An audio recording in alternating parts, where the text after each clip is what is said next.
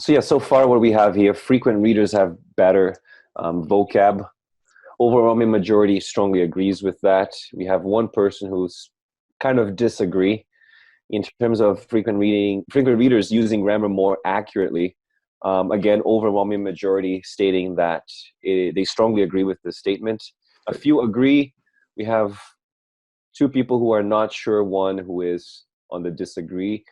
The third one, which is frequent readers have positive feelings about the language. Again, this is all about motivation.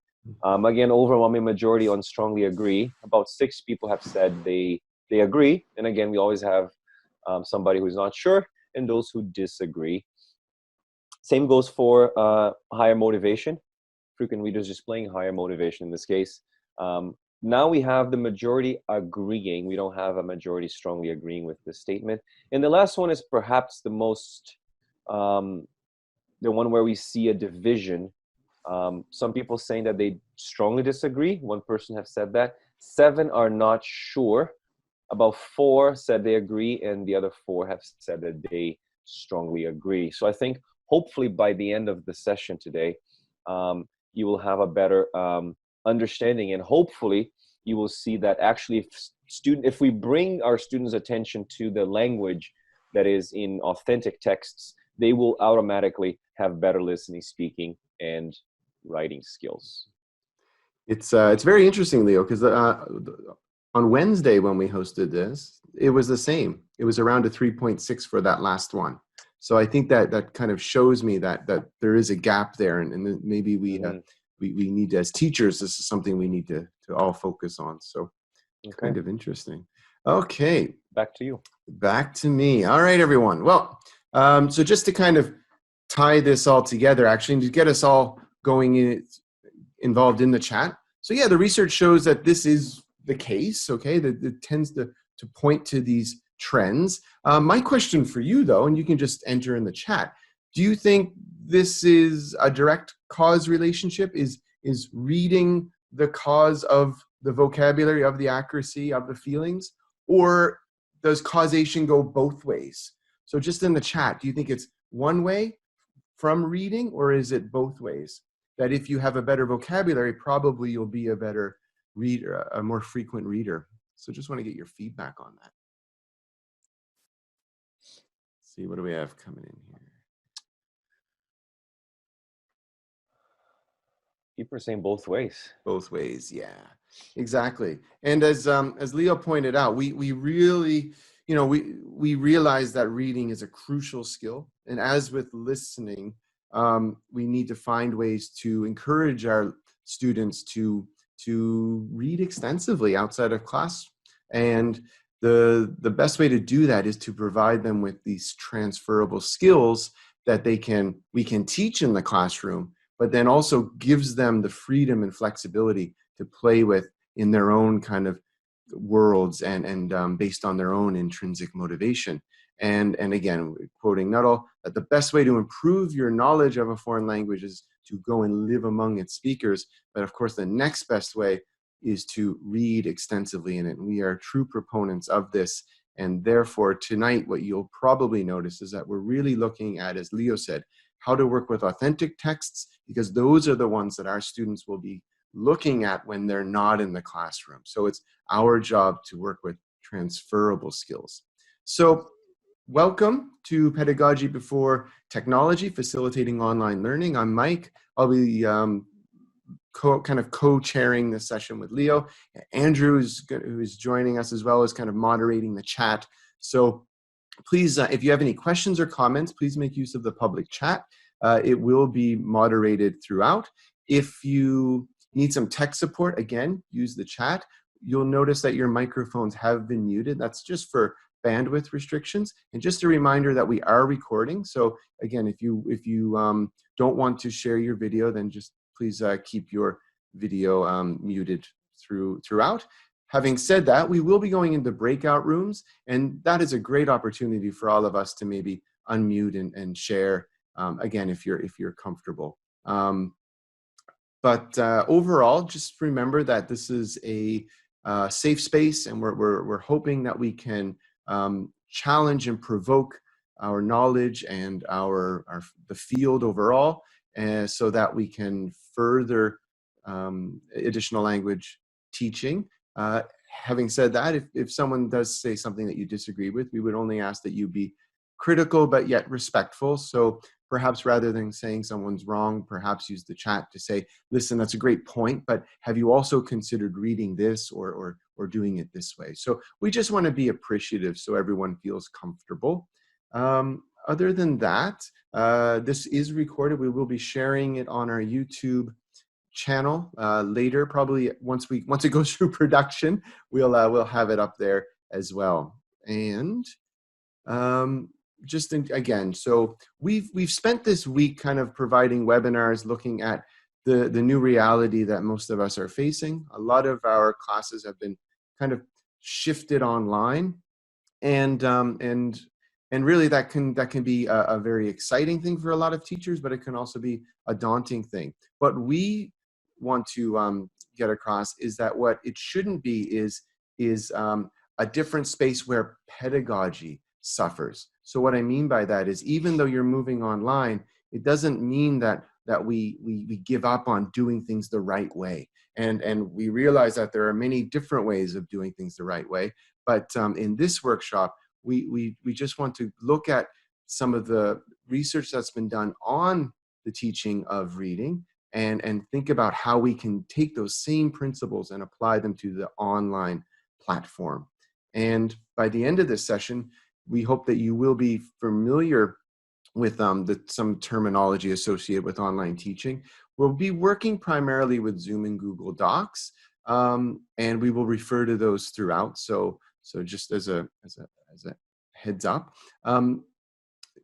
basically, we want you to come away with knowing what an effective reading lesson involves, and why reading should be taught, not just tested. So not just a list of comprehension questions, but actually working with texts in creative ways. And basically, we want you to be able to be able to explain your classroom decisions based on principal reading aims. And we, again, as Leo said, we focus on using authentic materials, and we really think that after this workshop, you'll be able to look at how you can adjust tasks to take advantage of those materials. And finally, as Leo said, we're always big on reflection. So I think that by the end of this workshop, you probably will have analyzed your own practice. And thanks to this community that we're actually building with all these other participants, you probably will have thought of some other alternatives as well. As I said, listen, we do not provide all of the answers. We're learning as we go as well. And with that in mind, we would encourage you to present your ideas in the chat and in the breakout rooms when we join those. Just to give you a little bit of background about how this workshop was designed. So basically, we operate on a framework that is based on theory, so second language acquisition theory, our knowledge of the research, so research into listening skills and reading skills, and also our own personal practical knowledge. And where we kind of meet up is where these three elements converge in the middle, the nexus of this Venn diagram. So again, we hope that you're able to see these three elements come together. And again, we want you to draw on your own personal practical knowledge to help us inform our practice as well. So let's use this as a kind of guiding principle as we go through the workshop tonight. And I think Andrew just wanted to say a little bit about who we are. Sure. Welcome, everybody. How you doing? Good evening. I won't say too much because I think Mike and Leo could have went over this pretty well at the beginning. So just a repeat again, welcome, and who we are. In this case, this is our Teacher Talking Time logo. So if you have not yet subscribed to our podcasts, what are you waiting for? Apple Podcasts, Google Podcasts, Spotify, Stitcher, basically any app. I think if I'm missing one, if you don't find it in one, let me know and we'll add it, because I think I've spent my time trying to add it to all of them. But big news is tomorrow we are releasing our first episode for students or for learners. So if you have students who are looking for, as I'm sure we all are as teachers, more extensive listening and authentic listening practice outside of the classroom, albeit physical or digital classroom. We're releasing our first episode tomorrow, same place. So you don't need to, or they don't need to subscribe to a different channel. It's the same place. So wherever you subscribe to Teacher Talking Time, it'll be there. It will be labeled differently. So we're calling it the Cult of Learning series. So in our list of podcasts, that's how we're going to differentiate between the ones aimed at us, at the teaching community, and the ones aimed at the learning or the student community. But it will be in the same subscription in the podcast app, same title, same name, labeled slightly differently. So that's the big news for tomorrow. And then the next slides are just about the membership, which we've talked about earlier, so I won't harp on it too much. It is on the website now. We do have the teaching membership for us and one for students as well, with the same idea, just building a community of learning with lots of benefits inside of it on a monthly basis, starting with newsletters and tasks, and then building up more as the month progresses with forums and discussions and webinars and publishing opportunities and all of that kind of stuff. So that's the landing page, and on the website, learnyourenglish.net/memberships. You can find both of them there, either for your students or for yourselves. And then this slide is for us. So what's included, again, what Mike described earlier, including publishing and reflection opportunities for your lesson plans in our store, on our YouTube channel if you want to lead reflective conversations or roundtables about the challenges that we go through every month. And lots of other stuff as well. So I won't talk too much about it, but that's what we're excited about. Hope that you join us, and thank you for joining us tonight. And Mike's going to walk us through one thing, Andrew. Yeah. One thing, because I got a couple of messages today regarding the membership. People have asked me, who is the membership for? And if you are a newbie teacher, someone who's at initial stages of your career, and you still like to benefit from this ongoing development and find ways to open up your career, I think this is also good for you. And we also welcome experienced teachers. As Penny Earle used to say, if you've been teaching for 20 years, but you've been doing the same thing for 20 years, you don't really have 20 years of experience. So experienced teachers who need sustained support, as Mike said, sometimes we kind of get into we get in a rut, and we've been kind of like do the same thing over and over and over again. So what we hope to achieve is to create or provide creative venues to challenge teachers wherever they are in their own career phase. Great. Perfect. Yeah. Great. And just so you know, folks, if you do have any questions that come up, you don't need to raise your hand. Just type them into the chat, because Andrew's moderating. So that might be the fastest way. So again, welcome, and let's get started. Well, first little task. Why do we read? Well, what I want to know is, this is probably what a lot of us are doing right now at home. We're either binge watching on Netflix or whatever subscription service you subscribe to, or we're catching up on some reading. Or if you're me, you're actually watching, but you're just watching that stack of books collect dust on your bookshelf because you're too lazy to do it. So no, I hope you're not like that. So maybe in the chat, which one are you doing of these two? Are you catching up on some reading, or are you binge watching? What have you been doing with your time here? Unwind. Webinars, that comes up a lot, actually. Oh, you're too funny, you folks. Yeah, studying. Wow, Christina, you're nonstop. I like that. Yeah, Christina's always has a thirst for knowledge there. Okay, everyone. Well, that's great. So what we're going to do is we're going to break into some breakout rooms for about 3 minutes. What I'd like for you to do is to make a little list of the things that you have read over the past several days.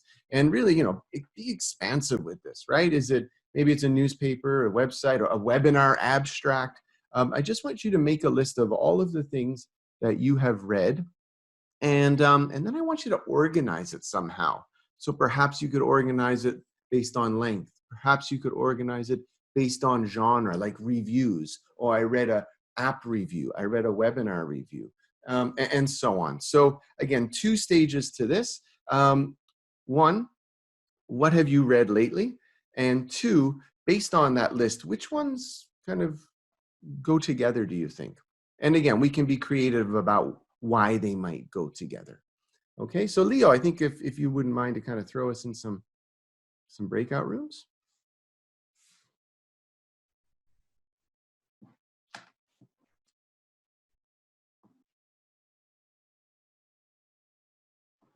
So everyone, if you wanted to share your audio now, you can. If you want to keep yourself muted, you can as well. That's fine. Well, welcome. How's everyone doing? I'd like for you to use your audio though, because it'd be nice to hear your voices at least, so we can discuss.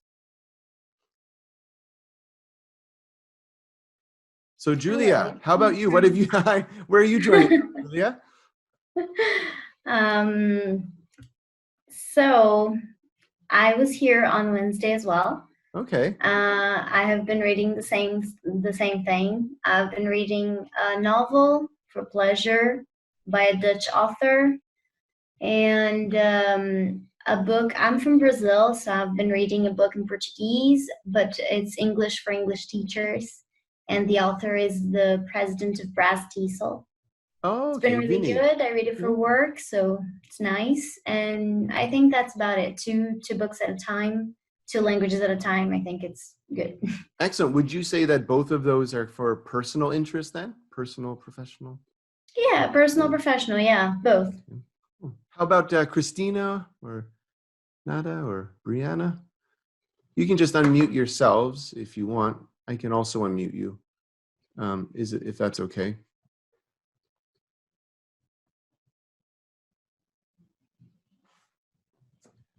Would anyone else like to try? Yeah. So I think on Wednesday, while you're Christina, Nada, and Brianna, if you could unmute, that would be helpful. Or alternatively, you can use the chat because the chat still functions here. So just type your messages in the chat, and Julia and I can read. So yeah, so I've been doing a lot of cooking because it's a great opportunity. So I had my Thai recipe today. Yesterday I made Japanese curry, which was kind of like a different. Yeah, it's like a milder type.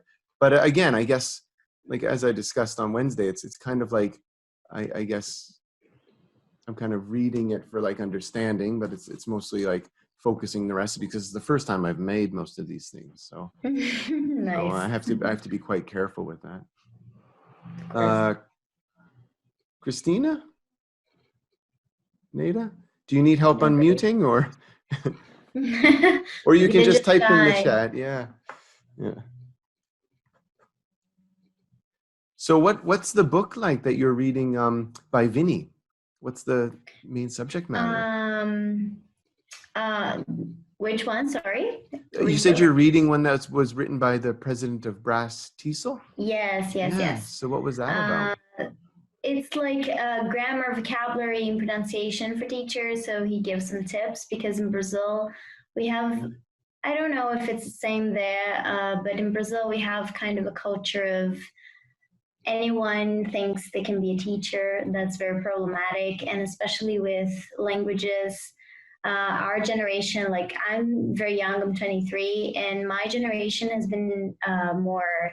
We have had more access to learning other languages, and so teachers are not very valued here, and it has been a problem because many teachers, they just, what can I do to earn some money? So I'm going to be a teacher because I speak English.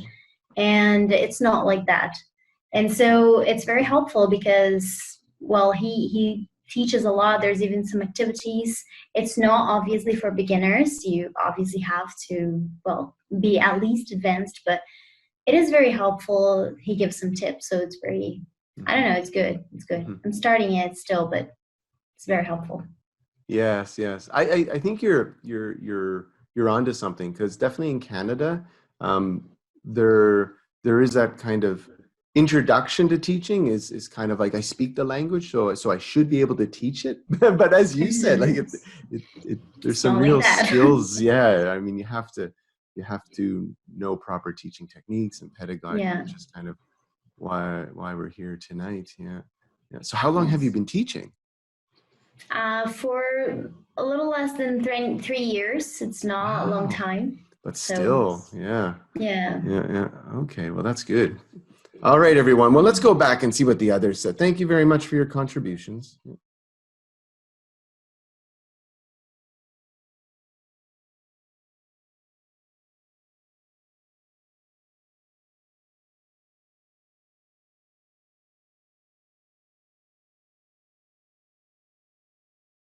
Mike, you have to unmute yourself.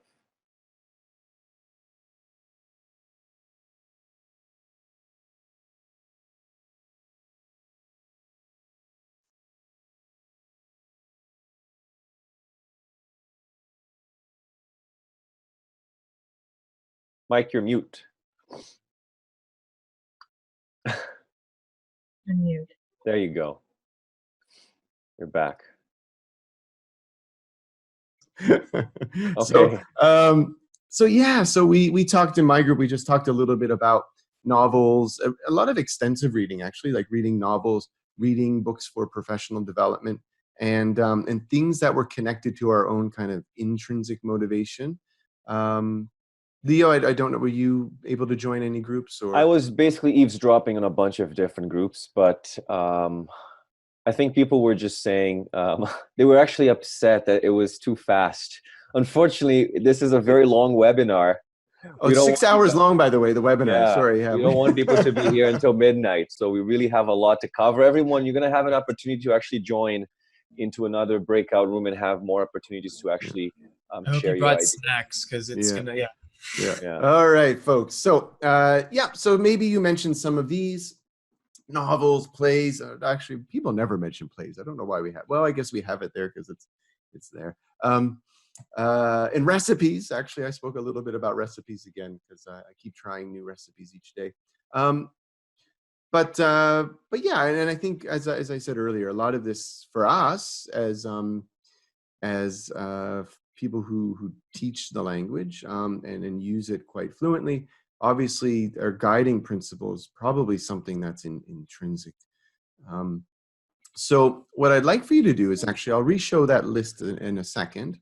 I want you in the chat, because it seems like we're making some good progress there. I'd like for you to maybe choose one or two of those texts. So for example, recipes or novels. And I just want you to make a list of why you might read that. So for example, you might read a novel to kind of relax, and how you might read it. So you might read it to relax. You might read every detail to kind of get a good sense of it. Similar for recipes, you might want to read it because, of course, it's a new skill, but also how you might read it. You probably read it very carefully because you're trying to find out specific instructions.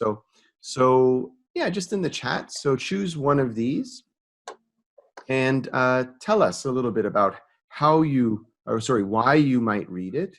So for example, why might you read the newspaper? And then how might you read it? So I'll just demonstrate in the chat and then you can. Like, for example, do we, for example, read every word?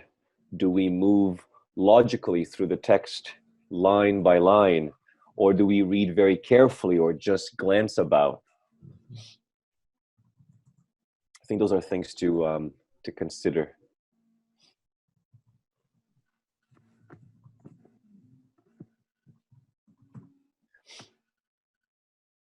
Mike, I was thinking about what you said last time when we were talking about recipes, like especially when we are dealing with some text, for example, like a recipe or a set of instructions from a piece of furniture from IKEA.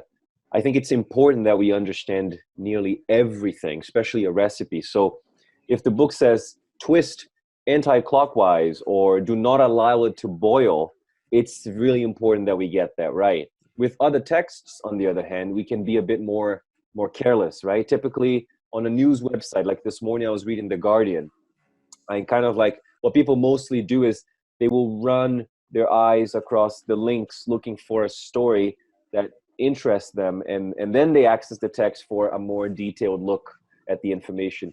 And I find that even when we're quite interested in a story, we still often won't read every single word, and we prefer, I would say, to skip the important, right, bits of the story.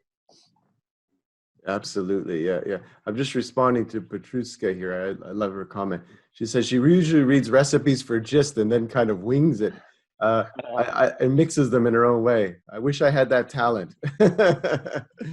Yeah.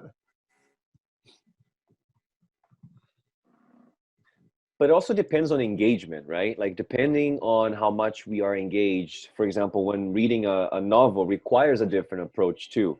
Like we will usually read with some care. And even sometimes, at least for me, I'm a slow reader. So I always backtrack to reread certain sections. But we can ignore parts of the text and simply follow the story sometimes. But if we're getting a bit bored, we may start even going a little faster, right? If the book is really boring. So we're very flexible with in the way that we approach reading. And that's something that we don't really talk a lot in the classroom. We don't really transfer a lot of these skills to the classroom. Yeah, absolutely. So if we were to like look at the way that we are reading these things, we could kind of identify two types of processes going on in our brain. And just so you know, this top picture that's the view from my window here in the Okanagan Valley. I don't know how I got an eagle to fly so close to my window, but I was able to do that. No, of course not.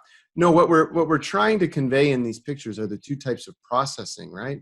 And in the top picture, we can see that we're kind of getting an overview of the background, right? And we're using our knowledge of the background to kind of predict of what to expect. So if I'm cooking Thai, pad Thai was my example from Wednesday, I'm kind of, even before the recipe, I'm kind of already thinking a little bit about what I might expect to find in that recipe in terms of ingredients, in terms of just based on my own knowledge of Thai culture, of Thai cuisine. Maybe there's a picture of noodles. So I'm kind of predicting that there's, as Leo said, there's going to be boiling involved and so on.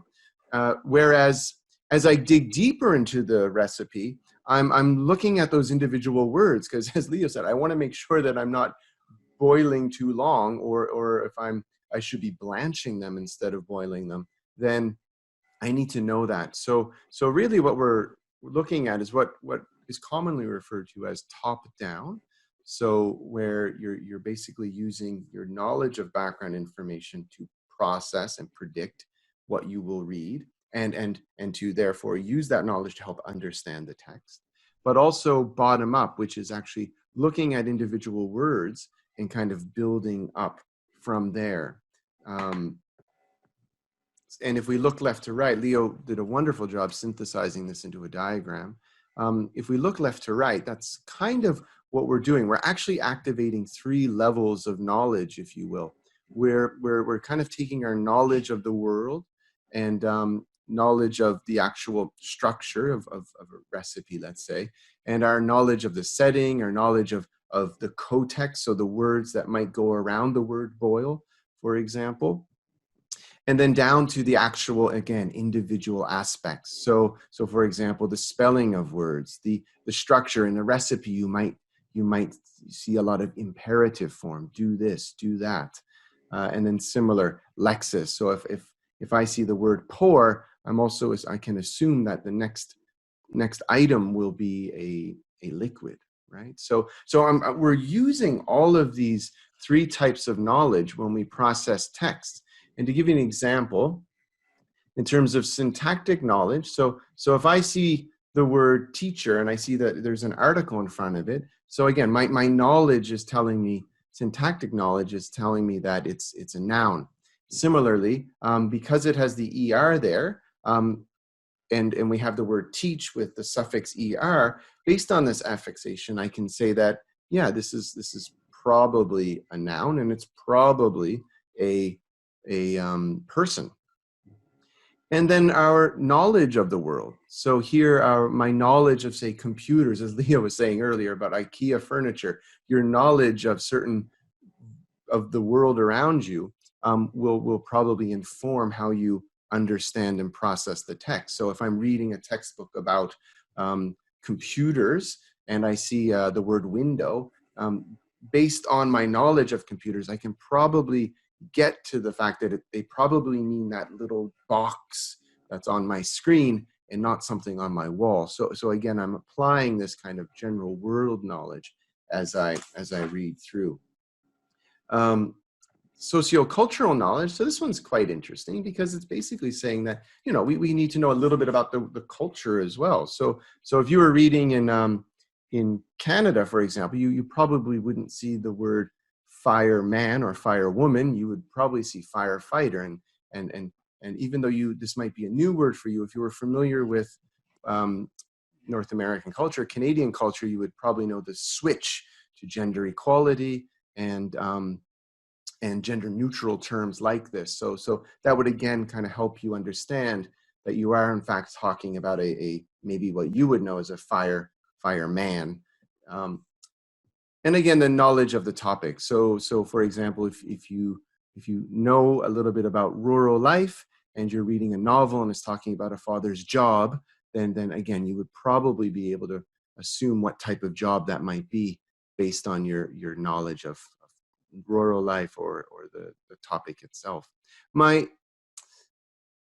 And of course, finally, because a lot of you did mention novels, would be the genre knowledge. So for example, if you're writing if you're reading an email, you would kind of have an idea of what an email should look like, and what would be the first line. Dear so-and-so, I'm writing because, and so on. So if we were reading an article, or sorry, a science fiction novel, we would probably assume that it's set in some fictional future or some other fictional setting. And we would use that knowledge to kind of guide us as we go. So why is this important? Well, it's important for us to understand these processes because we actually use them without even thinking about them. So for us, it's automatic. It's an unconscious.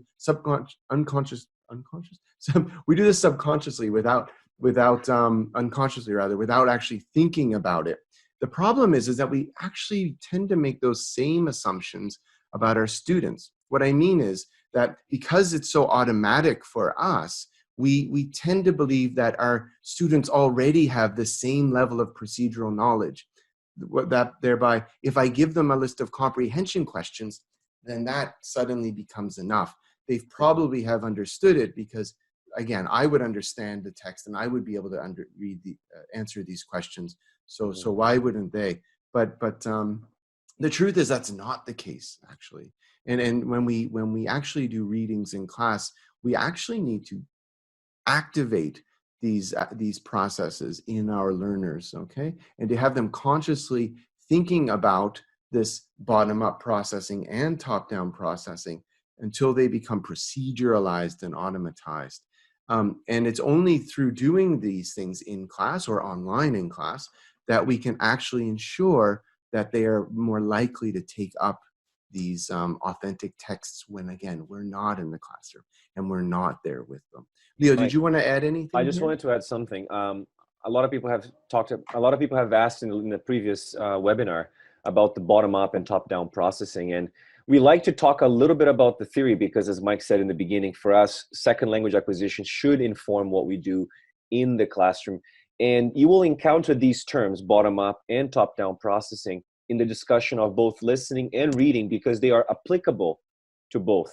And it's really important to understand that neither of these processes occur in isolation. So you're never only using bottom-up and never only using top-down.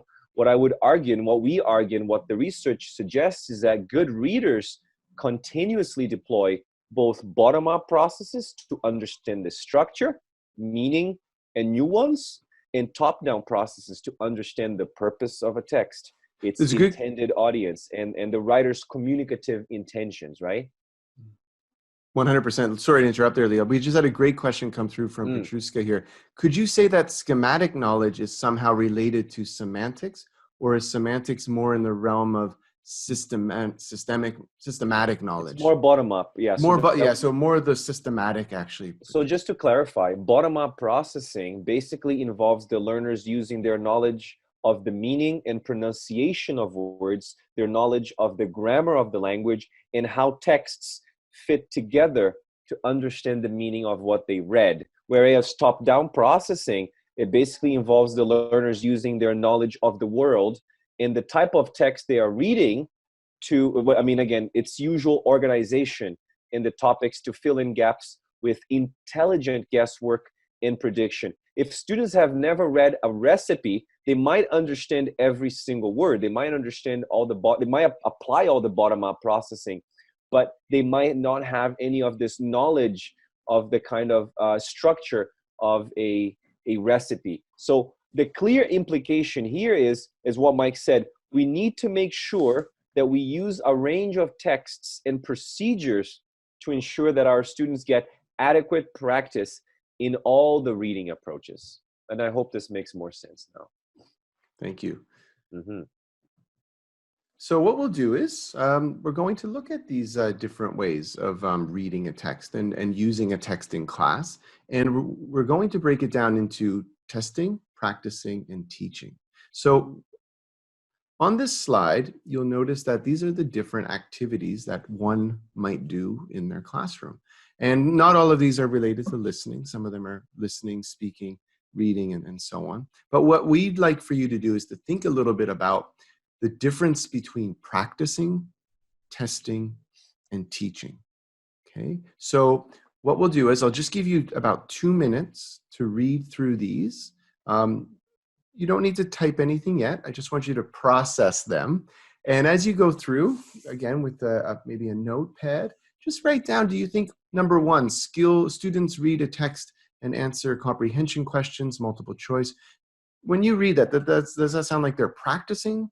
Does it sound like they're being tested? Or does it sound like they're teaching? And I think on Wednesday, I think there was, I don't know if people are actually typing in the chat right now, but some people saying practice. So yeah, we could say practice. I think maybe here we're actually testing, right? We're seeing if they actually got what we're trying to do. So we won't do these right now. I want you to think about them first, and then we'll respond together in the chat. So maybe just about 90 seconds to quickly make a decision on each one of these, and then we'll chat after the time's up. I'll say one thing here. Somebody was saying, asking about skimming and scanning with regards to bottom up and top down. Skimming and scanning are basically the types of reading. It's basically the how we read. For example, scanning, this is the bus timetable kind of reading, right? We scan the text looking for key data like destinations, the bus number, etc. Skimming is basically how we approach a TV or Netflix schedule, right? We don't know what we want to watch. So we kind of run our eyes very quickly across the text to get a general idea of what each show is about. And then, of course, I mentioned in the chat, we also read intensively, right? When we are concerned to understand as much as we can. That was with the recipe, for example. And extensively, that's what a lot of us do in our free time. It's when we are reading for pleasure. And we're also hoping, consequently, to get some general information. And it's great. Interesting. Yeah. Sorry, Leo, go. What I was going to say is that I find that in this mode, in extensive reading, we usually don't read very carefully. And we can actually ignore words that we don't know. And that's something that we want to encourage our students, because I think everyone here probably has this experience. When you're teaching a reading lesson, your students are basically reading with a pen, and they're just basically trying to underline all the words that they don't understand. And you might ask yourself, is this reading? Actually, it's not reading, because I don't think if you are reading extensively, you don't read that way. And I would argue that reading with a pencil to underline words that you don't know, it's not really a reading activity, it's a vocab activity. Fair enough. Okay, everyone. So let's, again, please type in the chat there. I'll try my best to go back and forth here. So number one, I think on Wednesday, and some of you have looked at, yeah, they're practicing, but for the most part, I think they're testing, and we could probably say we're testing reading comprehension maybe. What about number two? Is it practicing, teaching, or testing? So students listen to a text to see if the information matches what they have read. See, teaching.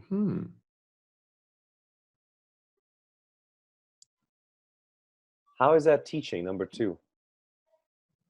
Yeah, I think, yeah, I see practicing and testing. I think that's fair, because you're checking, so that would be the test. But you're also seeing if it matches. So maybe there's some similar vocabulary. So you're maybe practicing those signposts perhaps, or practicing. Yeah, but teaching, I don't know. I think we're going to understand why this is not teaching in a second.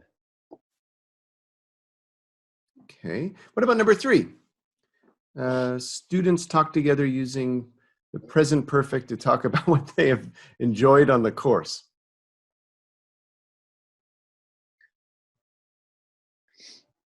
Tiago asked a good question. Practicing, absolutely. Yep. Practicing, I guess, grammar, would you say? Yeah, perfect. He has a very good question here, Mike. Those are good.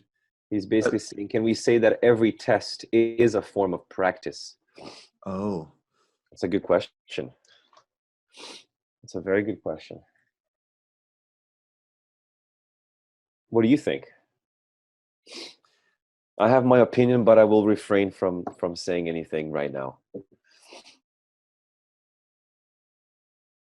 I tend to, I would just say that I tend to partner testing with content, and that they're listening for actual content, whereas with practicing, I would focus, I think they're focusing more on the sub-skill, perhaps? The sub-skill or the practice. So maybe listening for patterns or reading for patterns of language, not necessarily a word or an item in the content. But in general, yes, number 3, we'll come back to all of these actually at the end, but number 3 seems like we have a great consensus, although I think Leo and I would argue that maybe they're not really practicing the present perfect in this task, because I don't know how you could actually, I don't know how this would work, but talking about the present perfect, I think maybe one sentence, I have learned this, and then they would probably switch out of it pretty fast, but that's a debate for another day. Number 4, so students focus on the sorts of language we use to sequence a story and tell the anecdotes to each other. So again, we're on number 4.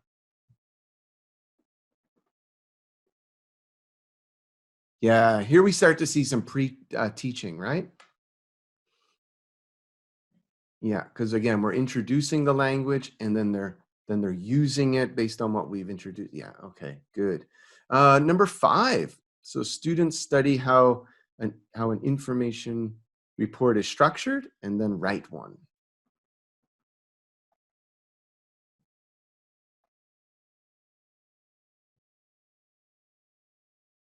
Yep, so I see practice here for number 5. Yep. Testing number, yeah, I suppose you could, because if you were checking it, you could see if they're following the pattern. But I think here the goal is for them to practice, to use it, to do something with the information they've been given. But that's a fair point. You would need to check to make sure that the structure is consistent with the model. Mm-hmm. I was going to say that, as long as it's consistent with the model. And I think that's something that we have to emphasize. Whenever we teach something, we need to have a very clear model. Otherwise, what's the standard? Mm-hmm. Number 6, focus on the language that lecturers use to signal important information, and then give a mini lecture using them.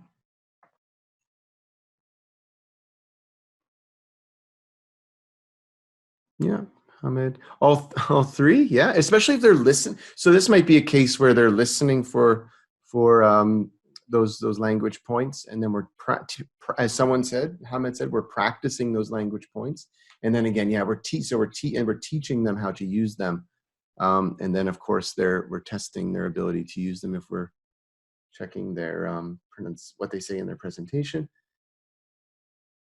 But it's good that we're coming back around. I think that we're all getting a better sense of the difference between the 3.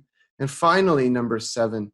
So students learn to focus on the opening sentence in each paragraph of a text, and then use that skill to get the gist, or to read for gist. Mike, one thing I wanted to say, and I think that could perhaps help everyone kind of understand the difference between practicing, testing, and teaching, is in order for us to actually teach the skill, we really have to go back to that chart, right?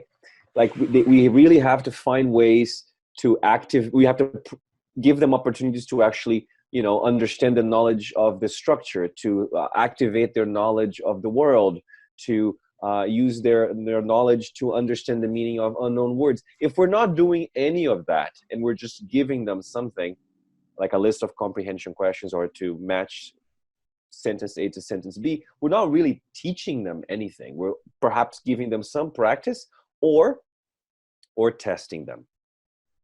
Good, yeah. And I see a lot of practicing for number 7. And then I would also say that you can also see some teaching involved here as well. But again, I guess the main point that we want you to take away from this, though, is that what we've, and again, we're working with our audience on these workshops as we go. And what we're kind of noticing is that there might be an over-reliance on testing this skill. And I think, and then we want them to go out and read by themselves or listen by themselves. But I think what we would argue, and this goes back to what Leo just said, is that skills-focused lessons have to do more than just do that, right? We actually have to get to a point where we're being creative with our tasks and teaching them how to approach text. Because again, they'll be reading authentic texts. So we need to teach them the transferable skills that they can then reapply. And again, this is something that we're trained to do, right, Leo? We talked about this on Wednesday. Like we're kind of going against our training. We're trained to teach the reading and check comprehension and then move on. And maybe the syllabus, Leo might talk about this later, but the syllabus kind of dictates that we have to move on. But again, we kind of believe that learning should be a much bigger experience than that, right? That learning should involve skills the students need, or more importantly, can use in their own real world situations. And we know the value of reading, so we have to focus on these different skills, not just comprehension. So we're going to focus on different reading strategies today. So in the next 4 hours of this workshop, we'll break down, I'm joking by the way, but we'll break down these 4 types of strategies, okay? And for those of you who attended the listening webinars, you might see some, again, these are receptive skills, so you might see some consistency here, or some similarities at least, in terms of the strategies involved. So what we'll do is, we'll start off with pre-reading, and I believe Andrew will help, we'll put this link in the chat. So we're going to work with the text. This is just an article, because we assume that most of you will be probably relying on online content for your new classes. If that's not the case, that's fine. We can talk about those other options in the discussion later. But really, we kind of anticipated that most of us will be kind of going through the internet, see if we can find stuff that our students can access in the online environment. So this is one sample text we'll be working on. And it's called "Looking at Your Phone at Work Might Make You Even More Bored." So just give you a chance to open that up.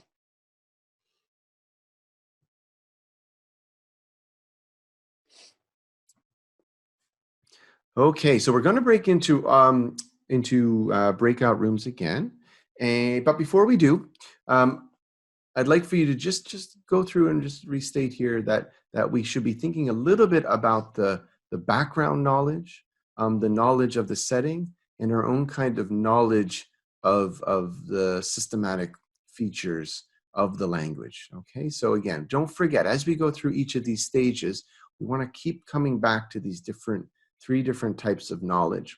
So what I'd like for you to do is open up the article, have a look.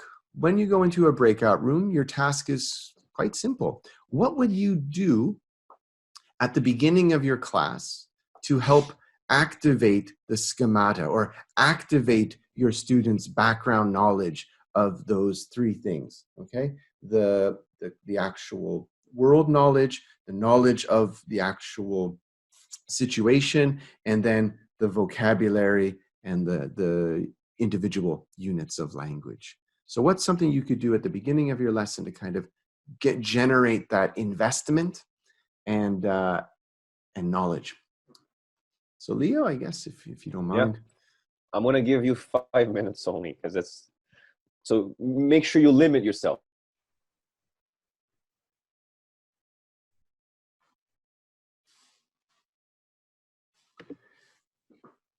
Okay, everyone. So I hope that you can unmute yourselves. It would be great to hear your ideas. If you're not crazy about doing that, though, just make use of the chat. Just where I'm typing here, just type here.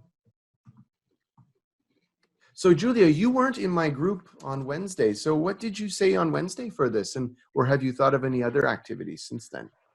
I said nothing on Wednesday. Oh, really? I said I Okay. had no thoughts about that, Hmm. and I still don't. I mean, one of the girls last time said focus on the picture first. You would focus on the picture first, and I agree. And I even applied that yesterday, I think, with one of my students. I hadn't thought about that before. I think the picture is a good way to go, but I'm not sure of anything else. I don't feel prepared Okay. to do anything else other than that. But I think the picture is a good start. Hmm. I mean, yeah, pictures are always a great one because what can you get from the picture is that she's kind of like this. So you get some body language. She's staring, Yeah. so staring at your phone. Mm-hmm. We can also work with the title. Okay, so Mm-hmm. I'll just maybe check and see if anyone else is unmuted. Yeah, and again, if you don't want to unmute yourself, that's fine. Christina, Brianna, and is it Nada or Nada? Just you can just type in the chat box if you'd like. So yeah, I don't know. Also, looking at the title, it says looking at your phone at work might make you even more bored. So one thing that came up in the chat on Wednesday was someone said the title says even more bored, right? Yeah, So yeah. so It works with the assumption that you are already bored. that's Yes. right. Yeah. Yes. Yeah. Exactly, Christina. Yeah. So Christina said they go over the vocabulary. Yeah. Similar experience. Yeah, exactly. Yeah. And it'd be interesting to go over the vocabulary, I guess, Christina, to maybe see what they already know, because that's what this is, right? This is like a needs analysis. I wonder if there would be Christina, can you think of a question you could ask to kind of get them?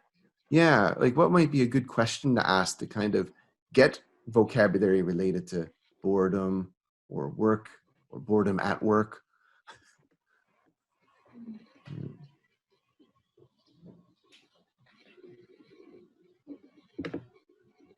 Mm.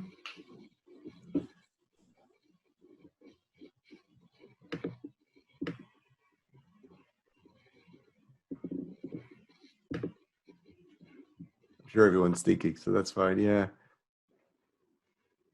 There you go. Right, Christina. Yeah. And Christina, Yes, you would have yes. them do that in pairs, I guess?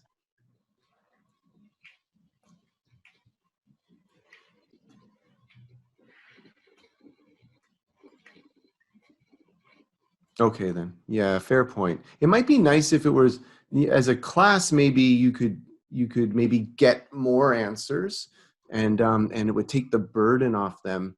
But then as groups, as you said, if it's a large class, then people might not have not a big enough opportunity to speak, perhaps.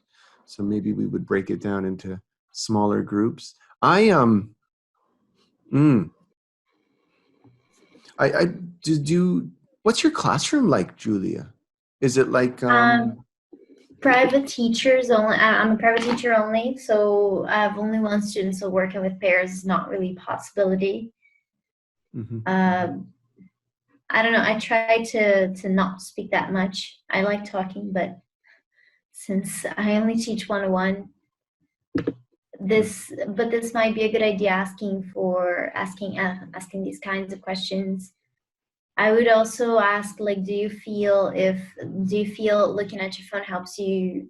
Like, why do you look at your phone? Does it make you feel like time passes by quickly? Because like if you're looking into Instagram every 5 minutes, it's not that interesting. There's not that much to do. Yeah. I think that goes back. Yeah, you're right. So it's like taking Christina's question a little bit further, right? So yeah, Yes, yeah, why do you look at your phone? How do you feel? yeah, I love that. Yeah. yeah. That's a good one. All right. Well, let's head back. Thanks, folks. Yeah. So this time I will unmute myself.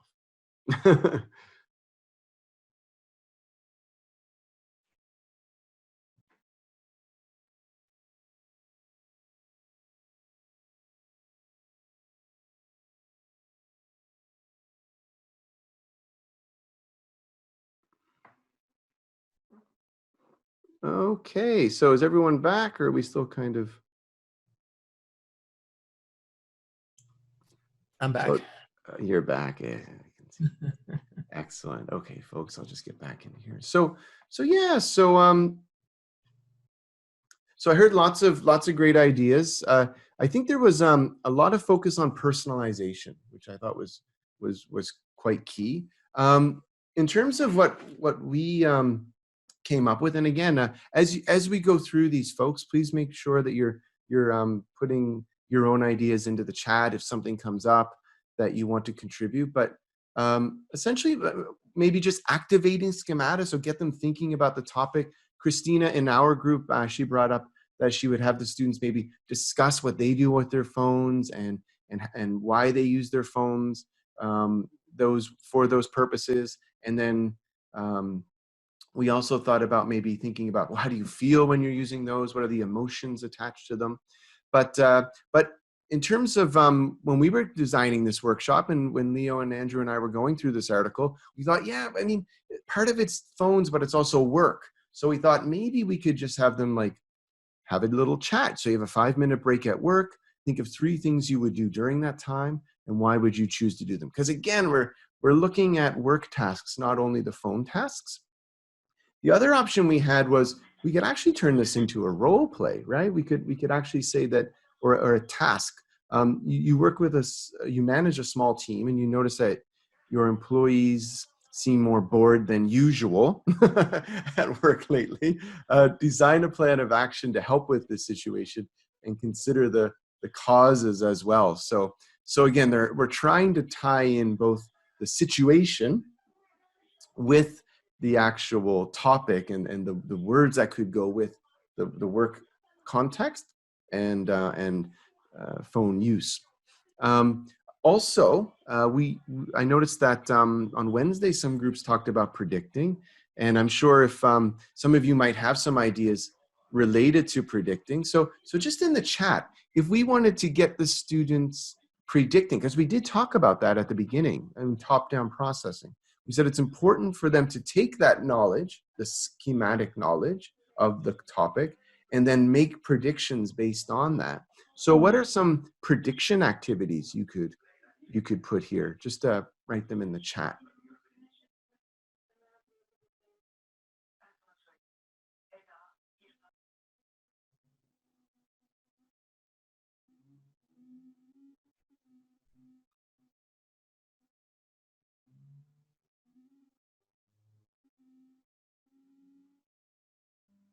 So again, if there's any ideas for how the students might make predictions about the text.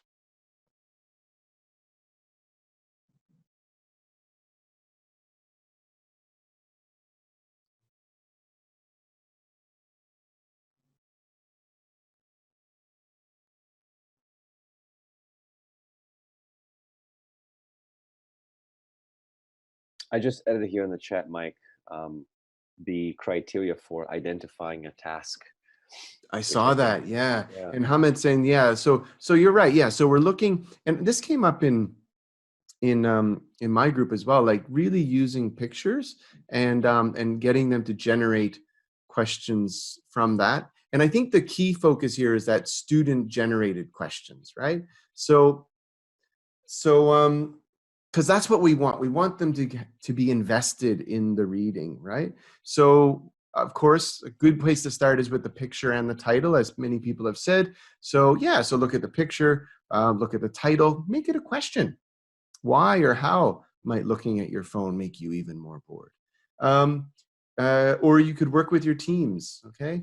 And think of 3 ways that looking at your phone might increase boredom at work. And then of course, maybe use those as perhaps even comprehension questions. Mm-hmm. I'll just go back into the chat before I one of the things I was going to say, Mike, just to add to what you just said, one of the reasons why prediction, doing all this work prior to actually engaging and reading the text, what second language acquisition research suggests is that if students are predicting, they're more likely to be engaged, there's more investment. And this is a word that what's his name? Mike Long talks a lot about, is this idea of task investment. If the teacher is providing the students with all the language, all the questions, students feel less like, I would say they'll be less likely to be invested in actually reading the text, as opposed to them thinking about what they want to get out of the text. So this is why, so we look a lot into this idea of task investment. So don't spend too much time preparing the lesson. Think about what you could do to actually have this, maybe let the students do the work for you. And I think that's one of the most important tenets of communicative language teaching, is let the students be in charge of what happens in the classroom. And your job is just to sit back. And again, because you're generating questions, you will probably have a very good opportunity to actually engage and reformulate and restructure those questions. And then there's going to be a little bit of teaching when you're doing that. Yeah, sorry, Leo, my screen kind of went all wonky there. So I will fix that. Sorry, folks, just bear with me for 2 seconds here. We need some elevator music or something. Yeah, no, it's just, I don't know. I was typing in the chat and I hit something and it trying to change the window a little bit. So it's fine. You'll be able to see my favorite bookmarks. So that's so yeah, so we have 10, these are Japanese. Okay, anyways. Yeah. So that's okay. Well, it happens. Leo can sing a song for a minute. no, it's fine. It's fine. They're all education related anyway. So have a look. I'm dealing with through these. your allergies today. Developmental knowledge, developmental model of intercultural, sensitivity. Okay, everyone. So next activity. So we've thought a little bit about the reading. We've activated their schematic knowledge. We've got them predicting what they might see. Some of you have actually already suggested some questions that they could look for. So we'll go back into breakout rooms for, again, a few more minutes. This one, though, I think Leo will send us a little reminder of the question when we're in the breakout room. But here we have, again, on your little notepad, we have 3 topics here that we need to discuss. So basically, again, we're looking for flexibility here. So we're looking for a variety of activities we can use with one reading. So I want you in groups to think a little bit about one activity you could do for understanding the content. So here we're thinking comprehension, right? One activity you could use to draw their attention to lexis and vocabulary. And one activity you could use to help them notice or point out maybe grammar or patterns in the language. Okay, so again, we're looking for an activity with content, an activity with vocabulary, an activity with grammar. They should not be the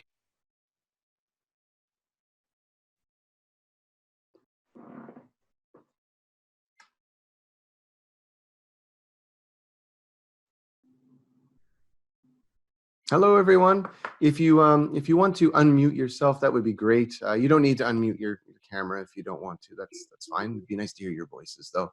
So the first thing we need to discuss is understanding the content. So comprehension. Any ideas for comprehension activities? Hamid, you're unmuted, so if you want, you can maybe lead on. Yeah, but I'm still thinking. Oh, okay, yeah. I mean, I'll just start because obviously we had on the slide I just showed, there were the, think of 3 reasons why you might get bored at work, or 3 reasons why looking at your phone might make you more bored. Yeah. So they could actually use those. So aren't they helping actually? Comprehension? Mm-hmm. Aren't they helping to actually help them to have an understanding of the content? Aren't they helpful? Oh, absolutely they are. Yeah. Yeah, I think, well, what they're doing maybe, Hamid, is they're predicting that those reasons might come up, and then they're seeing if those reasons that were actually mentioned. So we can kind of hope that if they weren't mentioned, well, then what were the other ones that were mentioned? So they are kind of working with the content of what's in the reading. But that's not to say that that's the only way to do that. There could be lots of other ones. Does anyone else have any ideas in terms of, or Hamid or Tugba or Shirley? You want to move on to Lexis, or the same thing about the content? It's up, if anyone has any Okay. ideas for content. If you don't want I to was just, speak, you mhm. can also just put it in the chat. So you I was just type just here. I Yeah. was just thinking if you can have a like a brainstorming activity for the Lexus, Okay. like your ideas about put down some words, or like I don't know, 20 words, 10 words in 1 minute, 2 minutes about this subject, and then you just write down quickly in groups of 3 or 4. This could be one thing to act. It actually activates whatever they know about what I mean their lexicon. Excellent. It just Yeah. picks it Yeah. out. It just retrieve whatever they know about that subject. I really like that, Hamid, because it's student centered. So you're asking them to kind of think about it and take their existing knowledge. And I mean, you've worked with Leo and I before. It's like we're big on that, right? It's big on having the students trust themselves and trust that they can take what they know already to look at that. Melissa's just saying here, look at the structure, transition words, tenses. Yeah. So again, if you want to open up the article and have a look at it. I would say, yeah, tenses are there. I think transition words absolutely in this one. I think we noticed that there were contrast. So compare, contrast on the one hand, on the other, and you could practice those. I think for structure, definitely we can look at grammatical structure, Melissa. I wonder if I don't know if this article actually has a proper kind of structure, but if you were reading a report, it would, or if you were reading an email, it would. So you could actually look at the whole structure of the reading and comment on that. That goes back to one of the activities we looked at where it was look at the model and then create. This one I don't see that same standard, but again, for like essays come to mind, letters come to mind, reports come to mind, articles can kind of go all over the place. Shirley's saying, yeah, Shirley, that's awesome. I think it goes back to what Hamid's saying. So Hamid was saying, make a list of the words they know. You're saying make a list of the questions, and then see if they're in there. That's exactly it. Because And you want that investment. Yeah, Hamid, sorry. and as for the grammar, if you're actually intending to teach them grammar, you could bolden those grammar points or highlight them, and then ask them related questions like CCQ questions, like concept check questions about the grammar points, and then put them on a self-exploration path Good in groups idea. of 3 or 4, and then go around and help them with just taking that path. It could be a little bit more Vygotsky. Yeah, I think you're right. And when I looked through it, Hamid, I had that in mind. It was the reporting verbs, because there are certain reporting verbs that have that and a sentence after them. And there are certain ones where it has to be or should be a noun phrase. But I just couldn't find enough examples. But is that what you're getting at? Like you'd highlight those and then they'd have to come up with the rule themselves or in a group, you think? Yeah, I mean, you highlight those and then you ask them questions. Like you start with the concepts, and if you're, I don't know, if you're teaching, for example, like present perfect, you ask concept questions, and then just build up on that. Just take them further and further, Nice. and then they build up the rule themselves.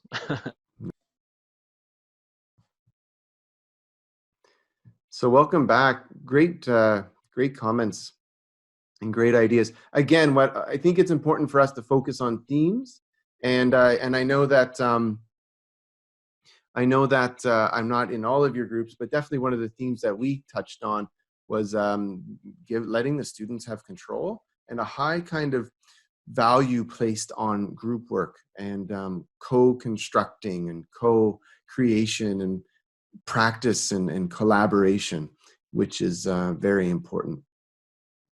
I feel is very important to learning. So understanding content. So yeah, I think a lot of people talked a little bit about this. So taking what we've already done. So if you've had them come up with questions before they listen, before they read, then you could, again, go through the text. Were those questions answered? If so, why not? And or what was answered?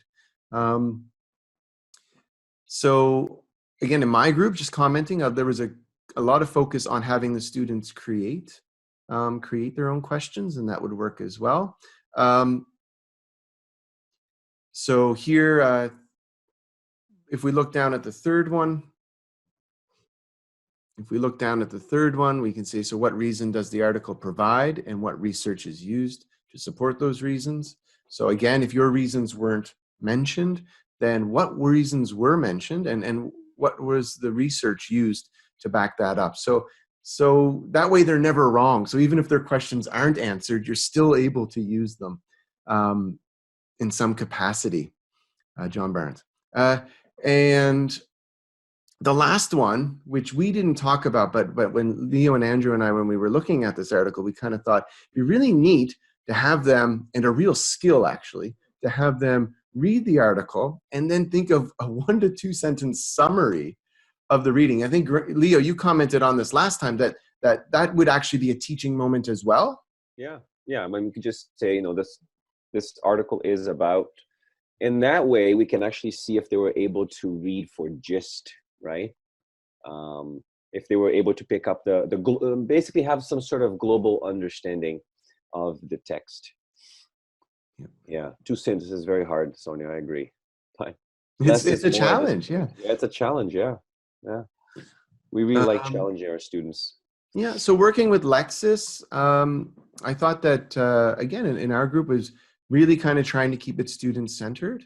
So this is a little bit more top-down, but when we were going through this lesson, we thought it might be nice to kind of help guide the students a little. So choose maybe some of the less common words that we think students might find difficult, and have them analyze them. So Leo talked a little bit about this in the listening webinar we did, and basically what we're trying to do is have them analyze vocabulary, not only just for the individual word, but also the words, the co-text, so the words that come before and after. So if you were to look at the article, you'd see tedious, and I believe the next word is tedious task. So the notes might be tedious and words there too, Mike. Yeah, the words might be tedious and task. And then what you might get from that is that it's a negative connotation. So we could maybe see here. So it's negative. So we wouldn't have a good thing be like something I enjoy wouldn't be tedious, right? So those are the types of notes we're talking about. So we're looking at the collocation, but we're also looking at the connotation of the vocabulary. So does it have a positive meaning or a negative meaning? And you could do that with, again, a list that you have created or a list that your students have created. So working not with words in isolation, but with working with collocations. So we define collocations as the 4 main parts of speech. So nouns, verbs, adverbs, and adjectives.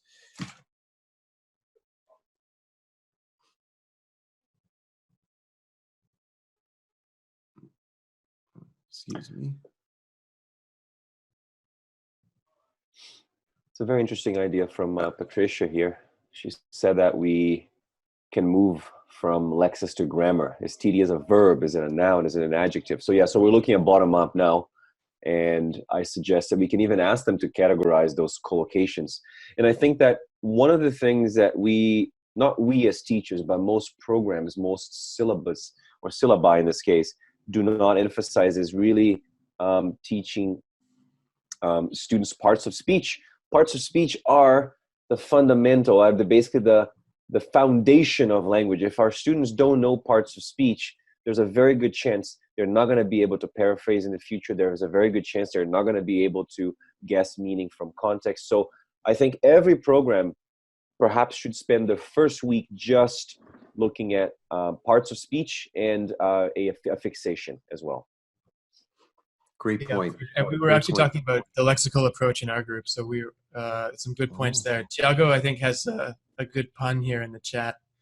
Says doesn't want to be a nuisance, but we literally have to work with words in isolation now. Ba-dum-bum. Bum, bum, bum. Oh my. I like Oh it. my gosh. Oh, I don't. Yeah. That's. Wow. Good for you. Well done. Well done. Yeah. Yeah.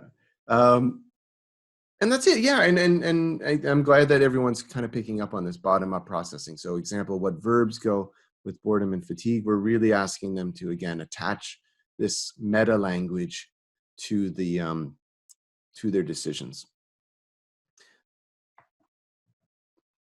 So with that, and a lot of you have already started to talk about that, how are we expanding from the words and then looking at grammar? I heard a lot of good ideas about concept checking and whatnot. These are all awesome ideas, but again, we're trying to also teach the reading skill as well, and I think that identifying patterns in grammar, in a reading, and having them, work with them, and through concept checking questions and through those types of activities, having them look at the reasons why those tenses were used is very, very good. But we're looking at reading online. So one thing you might want to do is you could copy this into a Word document and you could black out certain sections. And I'm not going to go in order here, but I'll just draw your attention. So right here, you could actually just black out or block out an individual word and have them decide based on the context, do they think it's increase or decrease? So that might be a way that you could use this kind of predicting activity for just individual words, so Lexis.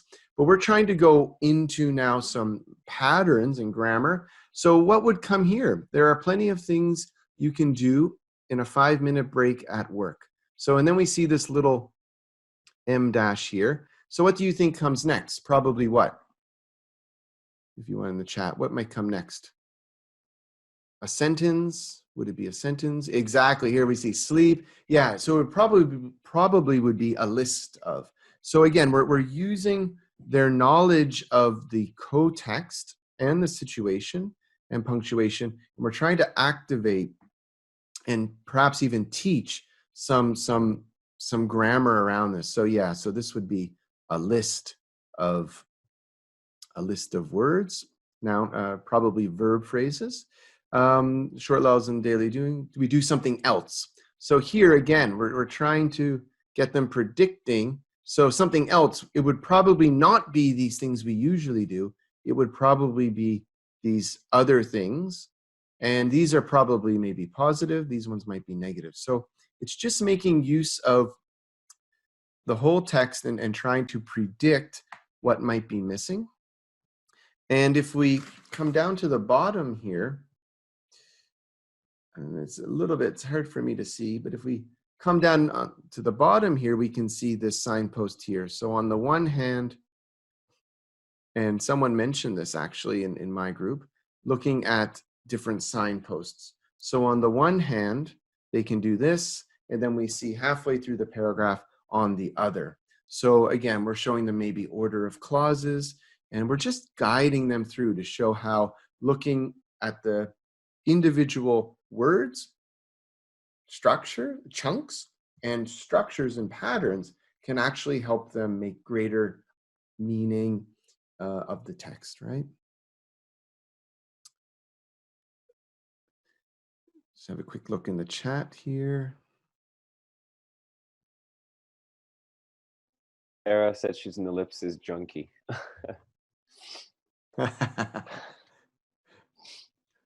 Yes.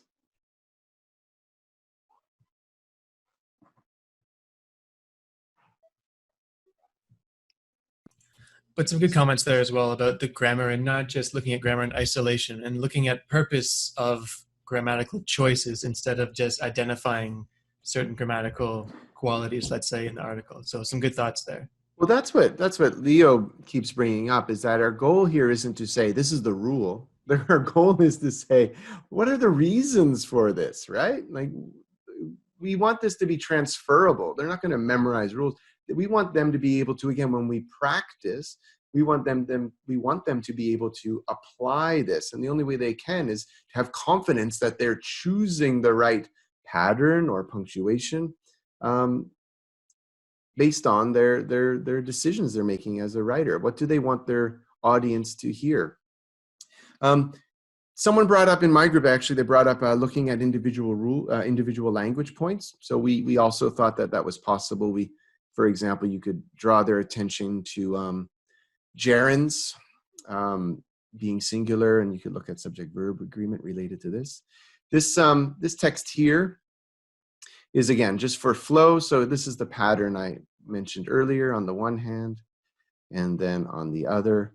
So you could introduce this, you could teach them how to use it, and then again, you could get them making comparisons about other topics they're familiar with, or even summarizing the article and paraphrasing this using that same pattern. So quite interesting. Not to mention the whole idea of, we talked about theme and rhyme a lot. Right, Leo, yeah. That you mentioned. Yeah, so theme and we couldn't find it here when we looked through, but the idea that in English we have what's called the end focus principle, and that the most important information usually comes at the end.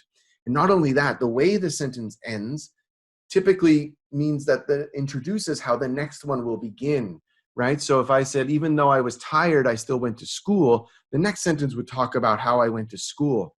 Versus if I said, even though I went to school, I was really tired, the next sentence would talk about, why I was tired, right? So we call that the end focus principle. And actually, Learn Your English, we have a really good course on that. It's a text-based language teaching course, and it basically helps teachers kind of analyze text to help find those patterns in what we call theme or topic, and rhyme or comment.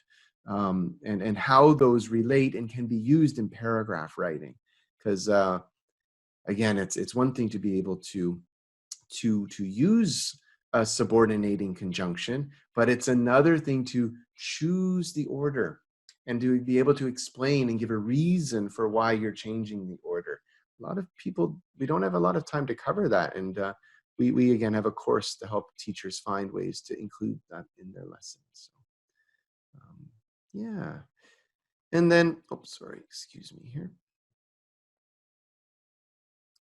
And then finally, really micro level stuff now. You can actually have them look at the M dash and again, find reasons, right? So where are the M dashes? Well, we have one here. And we can see what comes after it. So what comes after it is a list. And here we see another one. But here we're actually looking for additional or non-essential information. So again, we're asking the readers to kind of go through these, and through concept checking questions and guided discovery, we're actually asking them to think of, okay, so why is this writer using this punctuation? What's the takeaway I can use in my own writing? And typically that it's followed by extra information or a list that is being referenced back. And you could actually, if you look in this article, that might be a good homework activity for all of you. There are a few semicolons as well. So you could also look at the semicolon. And again, this might be for advanced academic writing, but some of you might be teaching that. This is a cool way to introduce punctuation, which is oftentimes overlooked.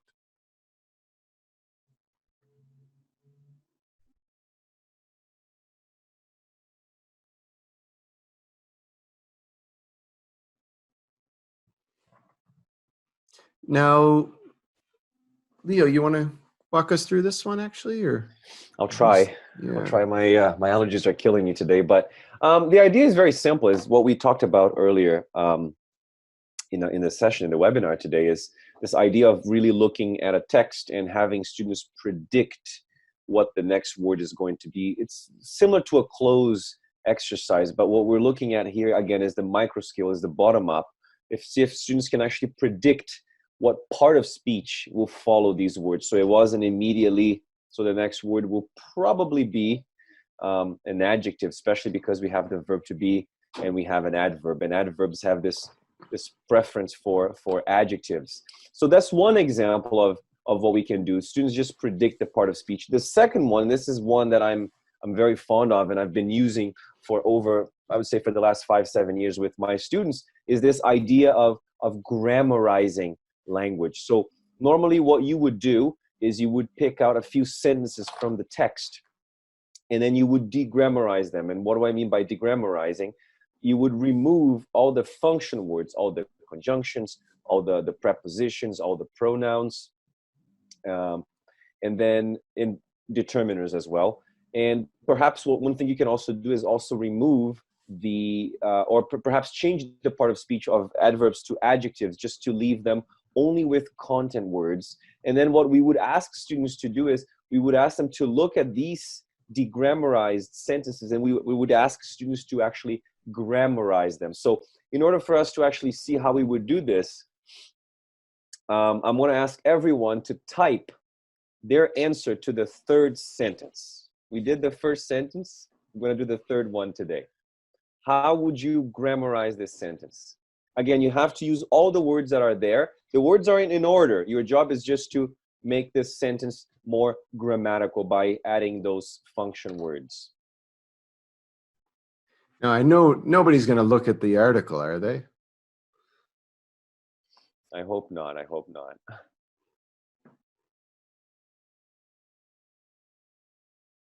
Don't be shy, folks. I'm sure you can do it. Take a chance.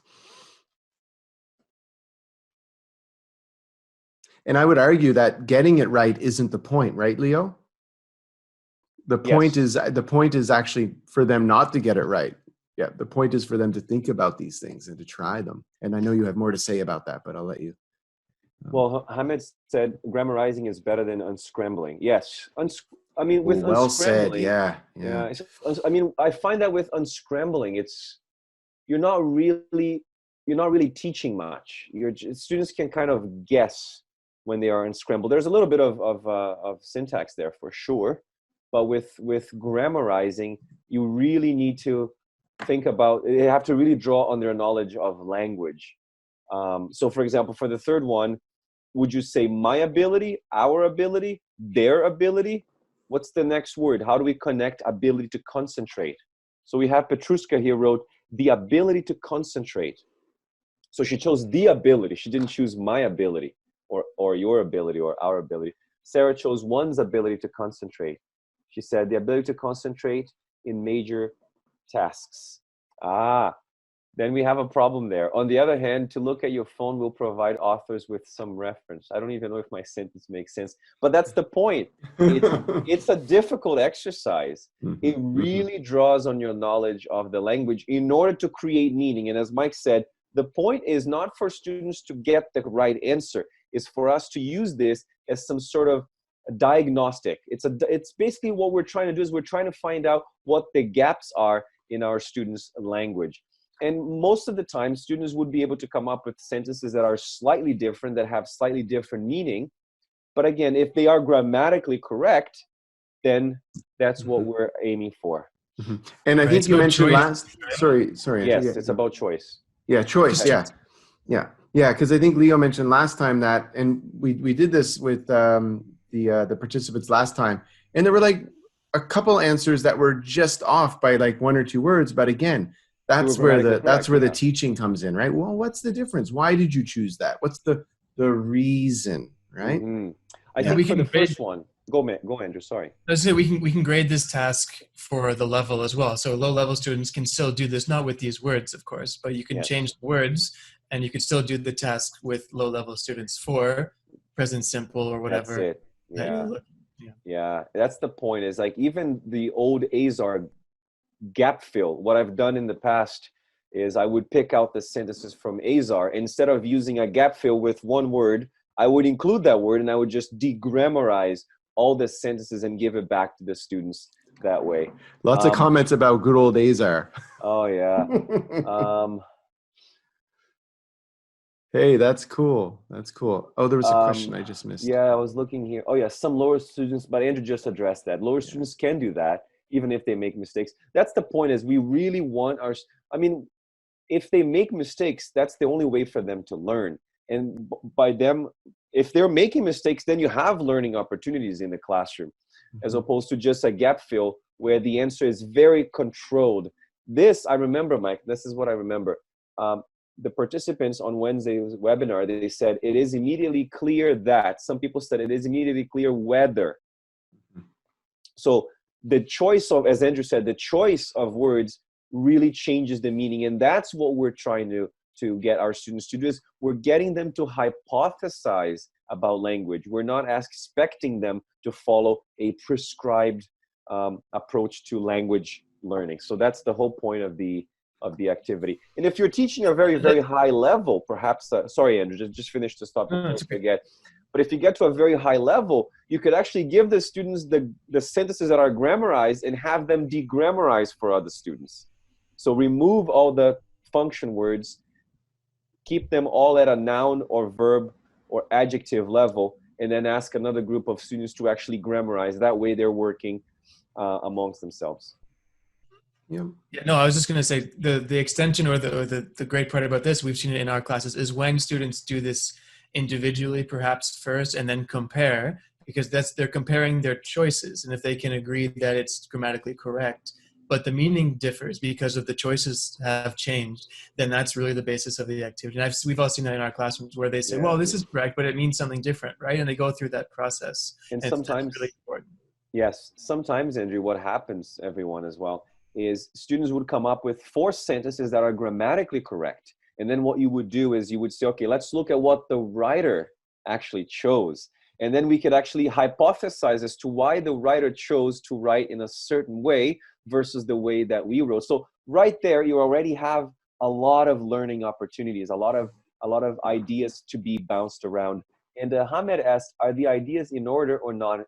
Hamed, I like to keep the words in order, because I feel like the cognitive load would be too hard for them to grammarize and then put them in order. But if you keep them in order, like if you look at the first one, you can actually fill in the gaps in your own mind. You could say it is immediately clear. It's not immediately clear whether smartphone use so increases or decreases fatigue and boredom.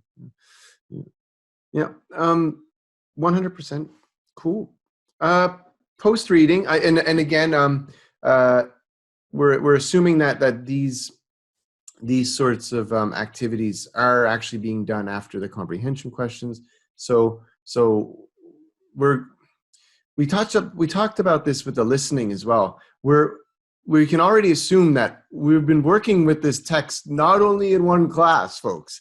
This is maybe even class 2 or 3 right now. So we've been through the text once, we looked at the content, maybe looked at some of the vocabulary, maybe later on that week we've gone back into the text, we're working with the grammar, working with more language and patterns. So it's an iterative process. We're coming back, and we know that a lot of you are under kind of strict syllabus demands where you feel maybe pressure to kind of get through the reading so you can do that discussion.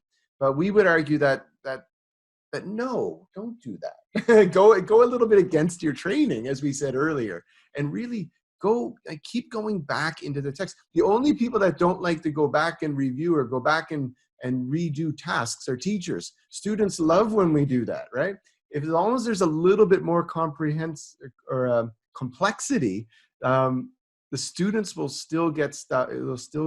They'll be motivated and invested in the activity. So I know that some of you are probably wondering, is this all in one lesson? No, this is over a period of time, okay? And you could work with your own context. But let's imagine, so we've been through the reading, we've analyzed it. What could we do? Post-reading tasks. So we just thought in general, what we could do is we could go back to that very first task. So go back to that task we started with. You manage a small team and you noticed that your employees seem more bored than usual, and we want you to design a plan of action to address the causes and solutions to this problem, okay? So now that we've read the article, okay, go back and redo the role play. However, again, we need to add complexity so that it's not the same task, right? it's like task plus one. Okay, so here, now that you, not only are you going to do the role play again, you're actually going to work together and prepare a memo. And now Leo talked a little bit about practicing and teaching other skills. So here's where maybe you're teaching business writing, and you're teaching how to write a memo or how to write an email to your business students. Here's how you could come back to this reading later on in the week maybe, and again, give them a context that they're familiar with to practice memo writing. And maybe even, as Leo said, provide them with models of memos, and then have them use the content to create their own. And we feel strongly that task repetition is useful, and it should be encouraged, because I think that's teachers that feel reluctant to repeat the same task. I think students, I know as a student, I always want to have the second chance to kind of go through and show that I can reapply what I've just learned. These also came up on Wednesday, but yeah, sure, you can get people presenting. So take what you've read, turn it into a presentation, and now practice giving those, presenting that information in the form of a formal presentation. Leo already brought up grammarizing again. Maybe in the first time you look at this article, you're looking at it through one lens. And then later on in the week, you realize, you know what, they need work with syntax, or they need work with sentence structure.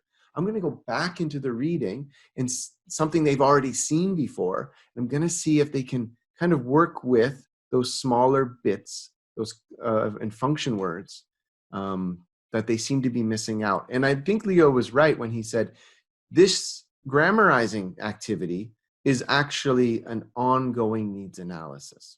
Yeah. So I just want to, and if you have any other ideas here, please put them in the chat, because I realize I kind of went into our activities right away, but please throw some more in there. Sorry, Leo? One of the things I was going to say is I do grammarizing as well in a different way, where we look at, let's say you have a complex compound sentence. One thing you could do is you could actually reduce that compound complex sentence to all the simple sentences that are part of that complex compound sentences. And then students actually have to rewrite that same sentence, but as a complex, like let's say you give them 5 simple sentences, and then you tell them, I want you to rewrite all these 5 simple sentences as one complex compound sentence. That is also a very, I mean, we have, and I think this is part of one of the courses that we've designed, but this is an activity that I also find that is really challenging, but it really teaches a lot about writing and the complexities of noun phrases and verb phrases and things like that. So Leo, are you saying that like we do with like a conjunction, like I like tea, I like water, so they would rewrite that longer sentence, but you would recommend doing it with structures like compound complex sentences, because there's more clauses, right? Yes. Great idea. Interesting. Yeah. And even, wow. Because I wonder if you could do that same activity with the punctuation. So the appositives, right? Like that they had with the M dash. So what's the essential information? Yeah. Right. So non-defining relative clauses. Yeah, absolutely. Might be a good way. Wow. Yeah. Great idea. I've kind of, I haven't looked at the chat in a bit, but I see all kinds of comments coming in. Yeah. Oh yeah, lots of good stuff. Should we use our cell phones to relax during breaks? Weaknesses and strengths. Nice discussions. Based on different of choices. Mm-hmm. What Don't else? worry about it, Patricia. It is hard to find. Patricia said you can emphasize vocab. You can ask them to use certain words during the role play. Yes, absolutely. We used to work with someone who had like other students keep a tally, right? So as one student was speaking, they would have another group member kind of monitor and check the vocab items so that so it wouldn't break down communication. They just keep going with the role play, but someone's tasked with checking. That was a colleague of ours that did that. Yes, creating questions using those words and asking each other. Absolutely. As long as they're the ones doing the work. All right, folks. I'm just going to move on because we're kind of getting towards the end here. Actually, and again, this is usually a 6 or 7 hour workshop, so we've tried to Keep it short. keep it short. Yeah, this is short for us, folks, but we genuinely love talking to you, folks. This is honestly, it's been we're It's all funny so because isolated. I've attended a few It's just- webinars today, Mike, and they're always 55 minutes, and then they kind of Oh, like really? end. Yes. Oh, wow. Yeah. Oh, I feel bad now because maybe Uh, someone's like telling their partners, "Sorry, I'll be there in a second," and it's like we're still on grammar. Okay, sorry, folks. Oh gosh. So again, so self-study. This goes back to the extensive reading outside of the class. So what we're trying to do is, again, tap into their intrinsic motivation. So I think this was actually brought up in the chat the last time we did it. And that is, have the students maybe find another reading that argues maybe the opposite or that argues the same thing, but you would be looking for similarities or differences or both, right? So Letter to the editor. That was another yeah, suggestion. that's a great idea. Yeah. Somebody mentioned a real world task, which was to actually go on the website and leave a comment. That was a good one. There was a leave a reply. That's a real world task. Yeah. Yeah. A poster presentation, if I remember it correctly. Yeah, they were very good ideas. Yeah.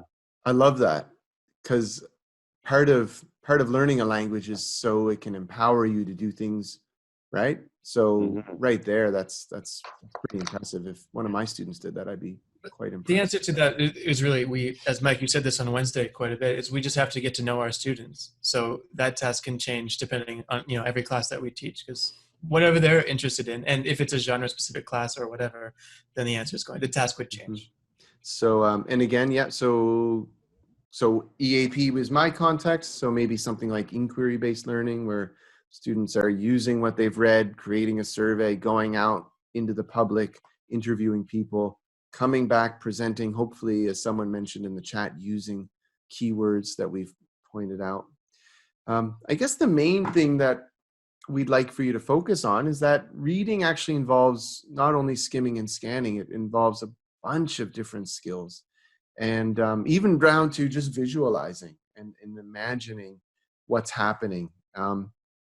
But of course, I mean, you're skimming to find the main point. You're trying to apply the 3 types of knowledge to the test so you can decode it and process it and build meaning. We talked a little bit about, breaking reading down and teaching different parts of a reading can actually help them notice things like parts of speech, as Leo has said, cohesive devices, and transition words, as many of you have said.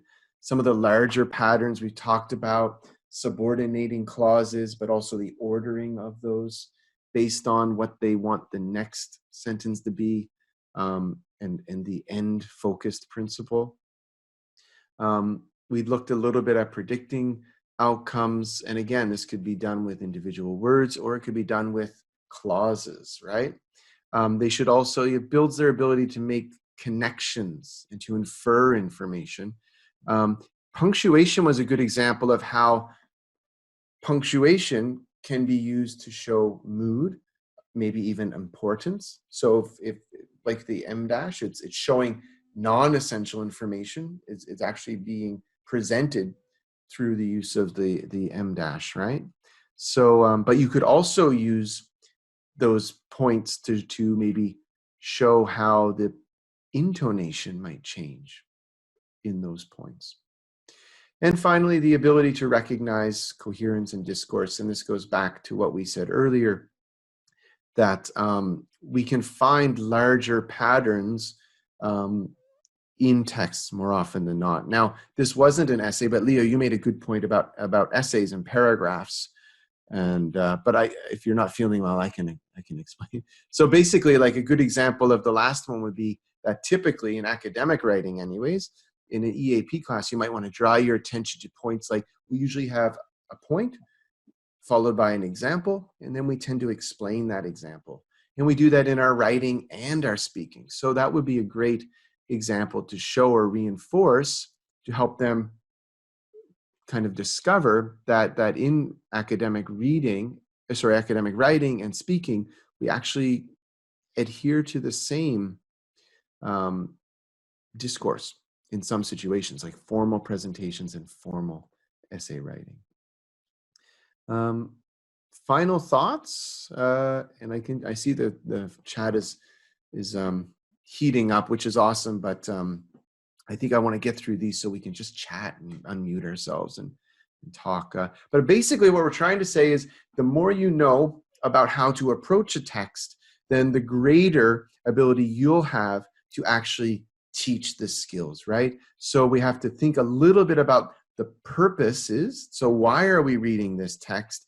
And then based on that knowledge, we want to then think of different ways of approaching the text and practice them. So for example, Leo mentioned the word authentic. Yeah. You want to give them a real reason to read this text. So this text was from a magazine that focuses on research articles. And many of you have said, I'd get them to debate. That's right. We would use research to back up a debate. So I'll create a task that would help facilitate that. So again, we're kind of looking at analyzing texts. So in order for you to be a really good reading teacher, you yourself have to think a little bit about how you would approach the text. And then based on that, go through those different reading strategies we talked about. You must create the purpose. Andrew said this earlier. I've said this a couple times. We can't actually create these activities unless we know what motivates our students. So we really need to tap into our students, find out what they're interested in, find out what motivates them, and plan tasks accordingly, okay? Thank you very much for your participation. I think what we'll do is maybe just open it up. Some of you were curious about great reading references. Definitely the Grellet piece was one Leo recommended to our last group. Very, very good, rich resource. Yes, probably out of print by now because it's from 1981. But I think it's a seminal piece of work if you really want to learn more about reading and have a better understanding of how to apply top down and bottom up. I think that's the resource. Fortunately, I have a copy that I stole from my ex-girlfriend, and what we're doing here, yes, it was actually my copy. I gave it to her as a gift, but after we broke up, I decided to keep that. Oh no! Okay. I know. Sorry, we fought folks. for that book. This is oh my gosh! This is why our presentations are 6 hours long, right? We relive our past. Oh my goodness! What's that story? I want to. Yeah. I know it's a funny story. We were fighting, and I was like, "Listen, you can take the bed. You can take everything." Sonia says it's getting late. I just want Grellet. It's getting late. Oh my God! It's a therapy session. Thank you. It is. Yeah. Thank you. But it's a great book. Mike, one of the things we did is we actually designed. This is what we're doing with a lot of ESL schools in Toronto. We've designed an entire course on reading, where we spend a lot of time with teachers designing pre-reading activities, looking at the designing while reading activities, and then looking at the post-reading and design. Because what we believe is we want teachers to actually design activities. We show you how to do it, but then you design. Yeah. So thank you very much, folks. Just to review just what we talked about earlier, we really want to, the main reason we're doing this is because we ourselves want to build our own network. And we want to make this a habit. And so we think the membership is great. Please check it out. We're really looking forward to the 30-day challenges. Again, to facilitate development for maybe some novice teachers, but also to encourage other more experienced teachers who are looking to stay motivated and want to keep developing. So please do check us out. $10, I mean, it's a $1 gets you an hour of professional development. I can't think of another place that offers, another entity or governing body that offers that. Also, we have our Starbucks, Mike. If you get a venti with like all those different toppings, oh my gosh, it ends up being $10 for the coffee at Starbucks. Well, Well, I mean, you might need the venti coffee to get you through the workshop that goes on through. No. Don't worry, folks. No, we'll stick to the timelines. Also, we have our online courses that we already have available. So it's free. I mean, you might as well sign up for the Grammar for Teachers. It's free. really good if language awareness is something you want to focus on. We have a workshop online ready to go right now. You can register for free. And if you really like it, you can sign up. A few people have recently signed up this week. And we're going to keep adding to it. So it's not like you're going to run out of information. We're going to keep adding to this. So this is kind of a one price gets you whatever we add to this course. And we do have some more bits we're going to add in the next couple of weeks. So try the free module out and sign up for the other one because it's no extra charge. So Why not? Stay tuned for the live launch date. So we are going to launch the membership. We're actually going to talk specifically about the challenge for everyone, but the members, you should be joining that session so you can chew the fat with us, so to speak, and get motivated for the rest of the month of activities we'll be doing as part of the membership.